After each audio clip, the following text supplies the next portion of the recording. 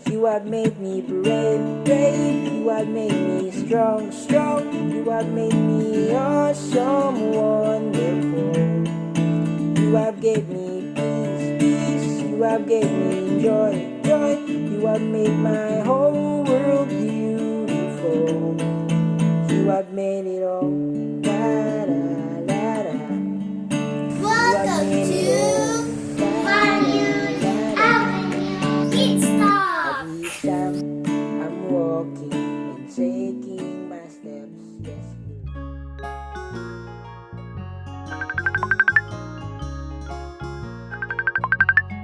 Magandang buhay. Diyos ang nagbibigay. Hello, Lolo Pastor. We miss you. Hi, JC and KD. Naku, miss ko din kayong lahat. Ang higpit kasi. Di ako pwede lumabas. Kami rin pong mga bata. We can't go outside because of COVID. Pero susunod tayo sa batas para sa pag-iingat ng lahat. What are you doing, mga apo? Paper bag and pockets, just like the episode 12. Cautiousness. Wow, that's nice. Oh, what's your favorite part in episode 12 of Values Avenue? The game. Jenga. Because I'm the winner. Haha! My favorite part in the episode 12 is the song Be Cautious. I learned that to be cautious is very important. We don't want to get hurt, right? Yeah? Very good. Pakinggan din natin ibang kids natin.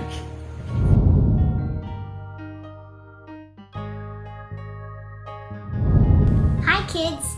I'm sure you've learned a ton from our latest episode about cautiousness. I like the part where JC and Atiteli talked about the memory verse. I like it because they said that just because God said our sins are forgiven doesn't mean that yeah, we're free. That you can't do anything you want just because God said that. Ang natutunan ko po sa game ay maging maingat sa lahat ng ginagawa natin. Sa paglalaro, huwag maglaro ng matutulis na bagay at prospero. My favorite part in the full episode 12 is the story. Samson realized that he was wrong for trusting Delilah. He should always trust in God and not the people around him. He was not cautious of his action.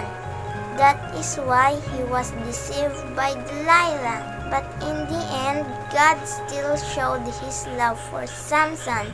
And God listened to his prayer. I learned that we should listen to what God is saying, so we will not be in trouble. BTS time!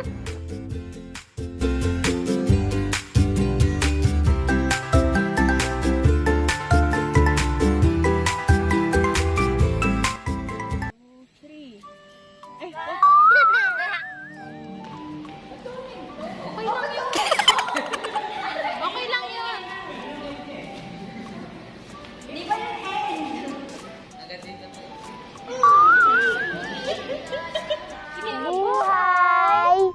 Oh, wow! Okay na yan. Ay, matatry mo lang yung yung audio. It's on. Wala. Oh, wow! Can't believe it. Mainit dyan.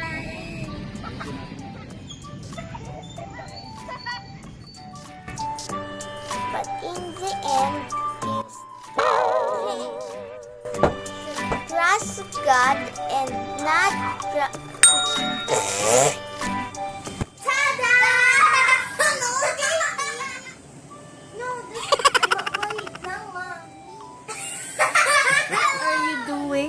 Apo?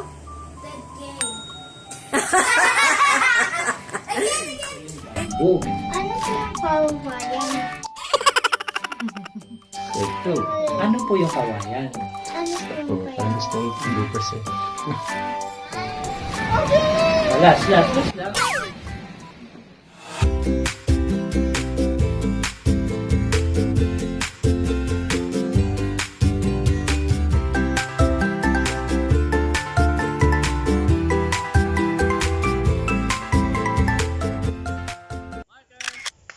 Welcome to Siyempre, mag-subscribe, like, and share. We are the K1.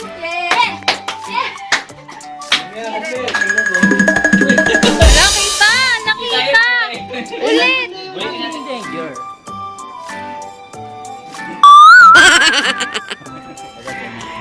So okay lang kahit hindi masyadong Balik mo dyan, ang witty mo. Ay,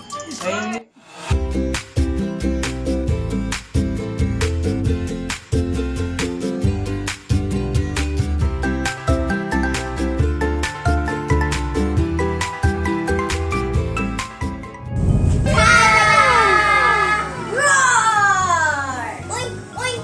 Lolo, are these nice? Do you like them? Ang husay niyo pala gumawa ng supot puppets. Thank you, Lolo! And we were cautious in using the scissors. Sana magkita na tayo next time. Yes, po! Until then, see you.